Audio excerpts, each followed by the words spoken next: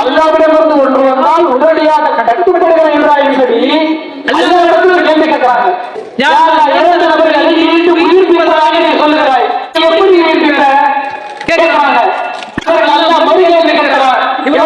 உங்களுக்கு சந்தேகமா? நான் எப்படி உயிர்ப்பிப்பேங்கிறதுல உங்களுக்கு சந்தேகம் இருக்கணும். அப்ப எப்படி சொல்றாங்க? சந்தேகம் இல்லை, ஆனா எப்படி உயிர்ப்பிப்பாய் என்பதை நான் தெரிந்து கொண்டால் என்னுடைய அறிவும் என்னுடைய மனசும் கொஞ்சம் திருப்தி பெறும். அதனால கேட்கிறேன், எப்படி உயிர்ப்பிக்க? அப்ப அவர்கள் மொழிகளை செஞ்சு காட்டுறான். எப்படி கேள்வி கேட்டாங்க? நாம் ஒன்றை நம்பினால் எந்த சந்தேகத்திற்கும் இடமில்லாமல் நம்புவேன். அந்த அடிப்படையில் அல்லாஹ்விடத்திலே கேள்வி கேட்டார்கள். அது அல்லாஹ் கண்டிக்கவில்லை. மாறாக அல்லாஹ் அதை வரவேற்று எப்படி என்பதை செய்தான் காண்பித்தார். ஒரு சித்திகளிலோ கேள்வி எழுப்புவது மார்க்கம் இஸ்லாமிய மார்க்கம் அல்ல.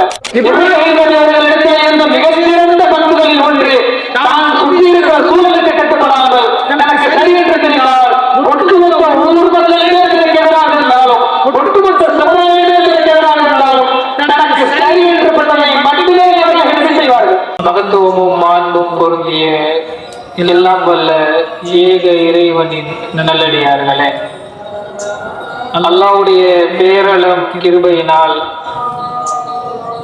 இறைவனுக்காக ஹஜ் பெருநாள் தொழுகையை தொழுதவர்களாக நாம் இங்கே ஒன்று குழுந்திருக்கிறோம். பொதுவாக ஹஜ் பெருநாள் தினங்களில் இப்ராஹிம் அலைஹிஸ்ஸலாம் அவர்கள் குறித்த பல செய்திகளை நாம் அறிந்து கொள்கிறோம். அதுபோல இப்ராஹிம் நபி அவர்களுடைய வாழ்க்கையில் இருந்தும் அவர்களுடைய செயல்பாட்டில் இருந்தும் நாம் கற்றுக்கொள்ள வேண்டிய, நம்முடைய வாழ்க்கையில் அமல்படுத்த வேண்டிய மிக முக்கியமான ஒரு விஷயத்தை பார்க்க இருக்கிறோம். இப்ராஹிம் அலைஹிஸ்ஸலாம் அவர்கள் தாங்கள் பின்பற்றுகிற எந்த ஒன்றாக இருந்தாலும், தான் நம்புகிற எந்த ஒரு செய்தியாக இருந்தாலும் அந்த செய்தியில் உறுதியான நம்பிக்கை கொண்டவர்களாக இருந்தார்கள் என்பதை நாம் அறிந்திருக்கிறோம். அப்படி மிக உறுதியான நம்பிக்கை வருவதற்கான அடிப்படை காரணமாக இருந்தது இப்ராஹிம் அலைஹிஸ்ஸலாம் அவர்கள் ஒரு கொள்கையை நம்பினால், ஒரு செய்தியை சரி என்று நம்பினால், அதை பின்பற்றினால் அதிலே துளி அளவுக்கு கூட சந்தேகம் இல்லாத அளவிற்கு மிக மிக உறுதியானவர்களாக இருப்பார்கள். அதில் அவர்களுடைய எந்த மனக்குழப்பங்களுக்கும் ஆட்பட மாட்டார்கள். யாரும் அவர்களை சென்று குழப்பிவிட முடியாது. அவர்களுடைய கொள்கையில் சந்தேகத்தை ஏற்படுத்திவிட முடியாது. அப்படி மிக உறுதியான நபராக எந்த சந்தேகங்களும் இல்லாத நிலையில் அந்த கொள்கைகளை இப்ராஹிம் நபி அவர்கள் பின்பற்றுவார்கள். இதில் இப்ராஹிம் நபி அவர்களில் இருந்த சிறந்த பண்புகளில் மிக மிக முக்கியமான ஒரு பண்பு, அல்லாஹ்வும் கூட இப்படிப்பட்ட ஒரு பண்புதான் முஸ்லிம்களிடத்தில் இருக்க வேண்டும் என்று நமக்கு திருமறை குர்ஆனில் வழிகாட்டுகிறார். அல்லாஹ் திருமறை குர்ஆனில் மனிதர்களில் கேட்பதை நாம் பார்த்திருக்கிறோம். அஃபலா தஅக்கலூன், அஃபலா தஅக்கலூன், அஃபலா தஅக்கலூன் குர்ஆன், அஃபலா தஅக்கலூன், நீங்க சிந்திக்க மாட்டீங்களா? அஃபலா தஅக்கலூன் குர்ஆன், இந்த குர்ஆனை சிந்திக்க மாட்டீங்களா? அல்லாஹ் ஒருவன்தான் இறைவன், அதை ஏற்றுக்கொண்டு மக்கள் வந்து விட்டார்கள். அந்த மக்களுக்கு இறைவன் சிந்திக்குமாறு பல கட்டளைகளை சொல்கிறார். இஸ்லாத்தை ஏற்றுக்கொள்ளாமல் பல மக்கள் நபி அவர்களை புறக்கணித்து வெளியே விடுகிறார்கள். அவர்களுக்குள்ளான கட்டளையை சொல்லும்போது நீங்கள் சிந்திக்குமாறு என்ற கட்டளை இருக்கிறார். ரசூலுல்லாஹ் அவர்கள் அல்லாஹ் கட்டளையிடுவான், நபியே உங்களை புறக்கணிக்கிற மக்கள் என்று நீங்கள் சொல்லுங்கள், வானத்தில் பார்த்து சொல்லுங்கள், பூமியில் பார்த்து சொல்லுங்கள், உலகம் முழுவதை பயணம் செய்ய சொல்லுங்கள். அத்தனையும் பார்த்துவிட்டு இந்த இறைவனை ஏற்றுக்கொள்ள முடியும். வானத்தை பாருங்கள், வானத்தில் உங்களுக்கு ஏதாவது சந்தேகம் இருக்கிறதா? பல லட்சம் ஆண்டுகளாக எந்த விதமான போர்வெடிகளும் இல்லாமல் தொடர்ச்சியாக வானம் இயங்கிக் கொண்டே இருக்கிறது. அதில் இத்தனை லட்சம் கோடிகளாக பார்த்துக் கொண்டிருக்கிறது. நாம் பார்ப்பதை வானத்தில் ஒரு குறைபாட்டை சொல்ல முடியுமா? அந்த வானத்தை நீங்கள் பாருங்கள். உங்களுக்கு சந்தேகம் வருகிறதா? மீண்டும் பாருங்கள்.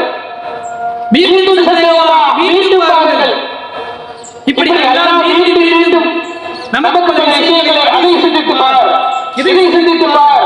இங்கே இருக்கிறது, இங்கே பயணம் செய்வார், இங்கே பாடம் இருக்கிறது என்று சொல்லுவதற்கான காரணம் நாம் பின்பற்றுகிற கொள்கையில் எந்த விதமான சந்தேகங்களும் நமக்கு வந்துவிடக் கூடாது என்பதற்காக.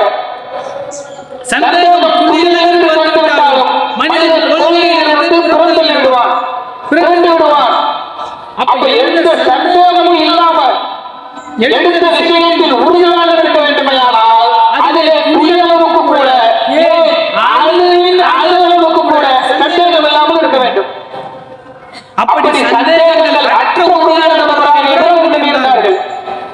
அப்படிப்பட்ட உறுதியாளர்களுக்கு வந்ததற்கான மிக முக்கியமான காரணம் இப்ராஹிம் நபி எந்த செய்தியை அவர்கள் பார்த்தாலும், எந்த செய்தியை அவர்கள் கேட்டாலும், எந்த ஒன்று அவர்கள் கண்முன்னால் நடந்தாலும் சொல்லப்பட்டாலும் அதை உடனடியாக ஏற்றுக்கொள்ள மாட்டார்கள். அந்த செய்திக்குள்ளே இருக்கிற, அந்த நிகழ்வுக்குள்ளே இருக்கிற உண்மை தன்மையை ஆராய்வதற்காக இப்ராஹிம் நபி அவர்கள் சிந்தனையை செலவிடுவார்கள். இப்ராஹிம் நபி வாழ்ந்த நேரத்தில் மிகப்பெரிய சிலை உற்பத்தமாக இருந்தவர் இப்ராஹிம் நபியுடைய தந்தை அவர்கள். கடந்த நேரத்தில் எத்தனை வருஷம் பார்த்திருப்பாங்க. நம்ம தந்தை இவ்வளவு சிலைகளை எப்படி செய்கிறார்? நகரம் முழுக்க நம்ம நம்பியுடைய சிலைகள் தான் நிரம்பியிருக்கிறது.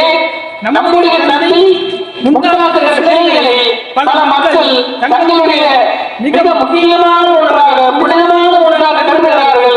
அப்படிப்பட்ட சிறப்புக்குரிய ஒரு பொருளை நம்முடைய தந்தை தயாரிக்கிறார். நம்முடைய தந்தைக்கு சமுதாயத்தில் எத்தனை பெரிய கண்ணியம் இருக்கிறது. பிறந்ததிலிருந்து பலரை பார்த்திருப்பார்கள். இன்னும் சொல்ல போனால் தந்தையுடைய மரியாதை அவர்கள் பழகியிருப்பார்கள். தந்தைக்கு மக்கள் கொடுக்கிற சிறப்பை பார்த்து பழகியிருப்பார்கள். தந்தையை தயாரிக்கிற சேவைக்கு அந்த மக்கள் கொடுக்கிற மதிப்பை பார்த்து பழகியிருப்பார்கள். இது ஒரு பெரிய விஷயம் அல்ல. அப்ப இந்த மாதிரி ஒரு தொழில் செய்யும் போது மக்களிடமிருந்து இயல்பாக நம்ம கண்ணியம் வேண்டும் என்பதை பார்த்து பழகிய அந்த விஷயத்தை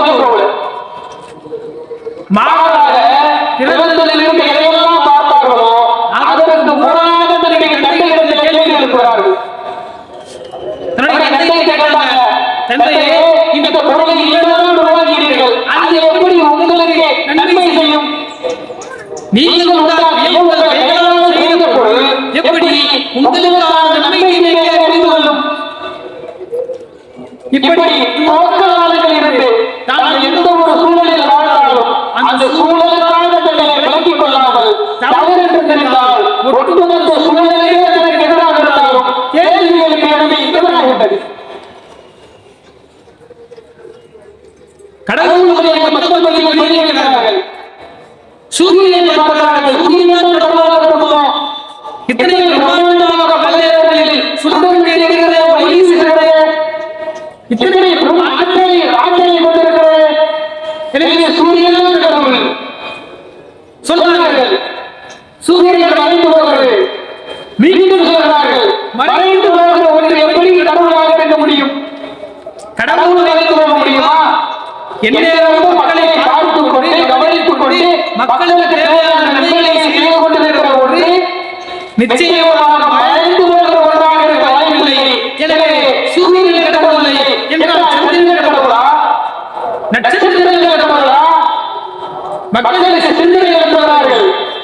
இறுதியாக மக்களிடத்தில் ஒரு கருத்தை புரிய வைத்தார்கள். மக்களை புரிந்து கொள்ளுங்கள், மறைந்து போகிற ஒன்று கடவுளாக இருக்க முடியாது. அப்ப எந்த கடவுளாக இருக்க முடியும்? எது மறைந்து போகாதோ, எது மறைந்தாலோ, எது ஜீவனாக இருக்குமோ அது மட்டும்தான் கடவுளாக இருக்க முடியும் என்ற அடிப்படை கடவுள் கொள்கையை அந்த மக்களுக்கு புரிய வைப்பதற்கு முன்னால் தனக்குள்ளே முரண்பாடுகளை பார்த்தார்கள்.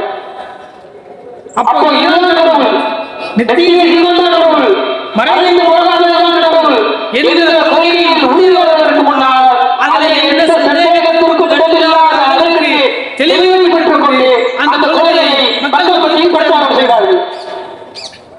அல்லாஹ்விடம் கேட்டாங்க, இப்ராஹிம் நபி அவர்கள் அல்லாஹ் இறைவன் அதை உறுதியாக பகிர்ந்து வருகிறாங்க. அல்லாஹ்வுடைய கட்டளையால் அந்த கட்டளையை உடனடியாக எந்த விதமான சங்கடங்களையும் சிந்திக்காமல் நிறைவேற்ற நபியாக இப்ராஹிம் நபி இருக்கிறார்கள். கை குழந்தையோடு ஒரு சகோதர நிலையில் அவர்களுடைய மகனும் மனைவியும் மாணவர்களை தனித்தார்கள். அல்லாஹ்வுடைய கட்டளை உங்க மனைவி விட்டாங்க குழந்தையோடு தனித்தார்கள். இப்ராஹிம் வரல. பல ஆண்டுகள் மகனை பலியிடாத கட்டளை வருகிறது. அதற்கும் துணிந்தார்கள். அதனால் அல்லாஹ் கட்டளை வருகிறார், உங்களுடைய மகனை பலியிட வேண்டிய அவசியம் இல்லை. அதற்கு குர்பானி கொடுங்க, இது சோதனைக்காக செய்யப்பட்டது என்று இறைவன் தெரிவிக்கிறார். அப்ப அல்லாஹ் ஒரு கட்டளையை சொன்னால் உடனடியாக செய்யப்பட்டது.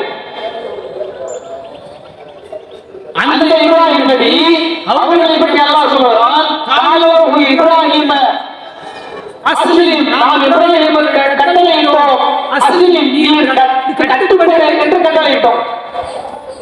கால இப்ராஹிம, இப்ராஹிம் சொன்னார், அஸ்லம்து லிரப்பில் ஆலமீன், அகிலத்தின் இறைவனாகிய அல்லாஹ்வுக்கு நான் கட்டுப்பட்டேன். ஒரே ஒரு கட்டளை, இப்ராஹிமே கட்டுப்படுங்க. இப்ராஹிம் நபிக்கு பதில் வரும், யாராவது கட்டுப்பட்டுங்க, மகளோட கொண்டு போய் நீங்க பாலைவனத்துல விடுங்க, கட்டுப்படுங்க. யாரெல்லாம் கட்டுப்பட்டு விட்டு உங்களுடைய மகனை அறுத்து பலியிடுங்கள், கட்டுப்படுங்க. யாரெல்லாம் கட்டுப்பட்டு விட்டு பலி கொடுங்கள். ஆனால் அல்லாஹ்விடமிருந்து ஒன்று வந்தால் உடனடியாக கட்டுப்படுகிற இப்ராஹிம் நபி அல்லாஹ்விடமிருந்து கேள்வி கேட்கிறாங்க. யாரெல்லாம் இறந்த நபர்களை மீண்டும் உயிர்ப்பிப்பதாக நீ சொல்லுகிறாய், நீ எப்படி உயிர்ப்பிக்கிற கேட்கிறாங்க. அதற்கு அல்லாஹ் மறுகேள்வி கேட்கிறார், இப்ராஹிம் உங்களுக்கு சந்தேகமா? நான் எப்படி உயிர்ப்பிப்பேங்கிறது உங்களுக்கு சந்தேகம் இருக்கா? அப்ப இப்ராஹிம் நபி சொல்றாங்க, யாரெல்லாம் சந்தேகமா இல்லை, ஆனா எப்படி உயிர்ப்பிப்பாய் என்பதை நான் தெரிந்து கொண்டால் என்னுடைய அறிவும் என்னுடைய மனசும் கொஞ்சம் திருப்தி பெறும். அதனால எப்படி உயிர்ப்பித்த அப்ப அல்லாஹ் மறுகேள்வி செஞ்சு காட்டுறான். அது இப்ராஹிம் நபி எப்படி கேள்வி கேட்டாங்க? நாம் உன்னை நம்பினால் எந்த சந்தேகத்திற்கும் இடமில்லாமல் நம்ப வேண்டும். அந்த அடிப்படையில் அல்லாஹ்விடத்திலேயே கேள்வி கேட்டார்கள். அது அல்லாஹ் கண்டிக்கவே இல்லை, மாறாக அல்லாஹ் அதை நிறைவேற்றி எப்படி என்பதை செய்தான் காண்பித்தான். அப்போ சிந்திப்பதையோ கேள்வி எழுப்புவதையோ கிடைக்கிற மார்க்கம் இஸ்லாமிய மார்க்கம் அல்ல. இப்ராஹிம் அவர்களிடத்திலே இருந்த மிகச்சிறந்த பண்புகளில் ஒன்று, தான் சுற்றி இருக்கிற சூழலுக்கு கட்டுப்படாமல் எனக்கு சரி என்று தெரிந்தால் ஒட்டுமொத்த ஊர்வலங்களிலே எதிராக இருந்தாலும் ஒட்டுமொத்த சமுதாயத்திலே எதிராக இருந்தாலும் தனக்கு சரி என்று பட்டதை மட்டுமே அவர்கள் செய்வார்கள். அல்லாஹ் சொல்லுகிறது, இப்ராஹிம் நபி ஒரு தனி சமுதாயமாக நினைக்கிறார். அதற்கு முன்னாடி அர்த்தங்கள் இருக்கிறது. ஒரு தனி நபர் பிரச்சாரம் செய்வது, ஒட்டுமொத்த சமுதாயமாக சேர்ந்து ஒரு பிரச்சாரம் செய்வது, ஒட்டுமொத்த முஸ்லிம் சமுதாயம் சேர்ந்து இஸ்லாமிய மொழிகளை பிரச்சாரம் செய்ய துவங்கினால் அடுத்த ஒரு மாதங்களில் எதிர்ப்பு மாற்றம் உண்டாகும்.